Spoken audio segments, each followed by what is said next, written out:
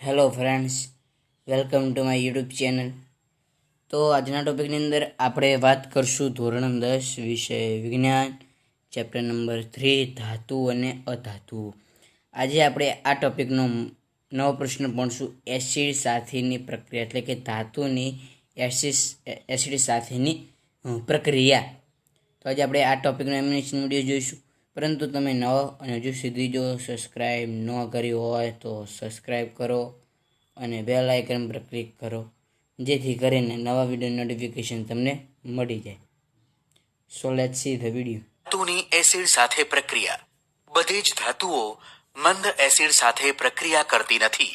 જ્યારે ધાતુ મંદ એસિડ સાથે પ્રક્રિયા કરે છે ત્યારે ધાતુનો અનુવર્તી ક્ષાર બને છે અને ડાયહાઇડ્રોજન વાયુ ઉત્પન્ન થાય છે. ધાતુની મંદ નાઇટ્રિક એસિડ સાથે પ્રક્રિયા થઈ ડાયહાઇડ્રોજન વાયુ ઉત્પન્ન થતો નથી, કારણ કે HNO3 પ્રબળ ઓક્સિડેશન કરતા છે. તે પ્રક્રિયા દરમિયાન ઉત્પન્ન થતા H2 નું H2O માં ઓક્સિડેશન કરે છે.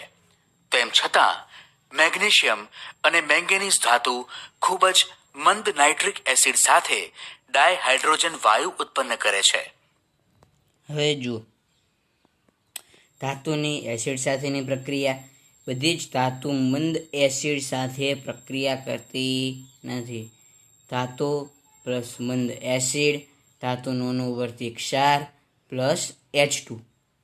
ઓકે, આ ચિત્રમાં જોયું તેવી રીતે ધાતુ પ્લસ મંદ HNO3 H2 વાયુ ઉત્પન્ન થતો નથી. કારણ H2 વાયુ ઉત્પન્ન નથી. એનું કારણ શું? તો કે પ્રબળ ઓક્સિડેશન કરતા પ્રક્રિયા દરમિયાન ઉત્પન્ન થતા H2 નું ઓક્સિડેશન કરશે.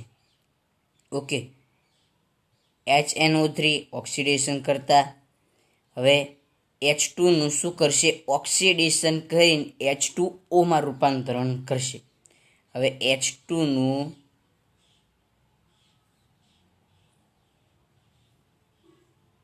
H2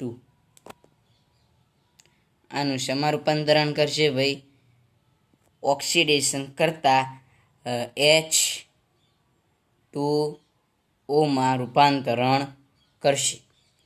પરંતુ આમાં અપવાદ સ્વરૂપે Mg અને Mn ધાતુ ખૂબ જ મંદ HNO3 સાથે H2 વાયુ ઉત્પન્ન કરે છે.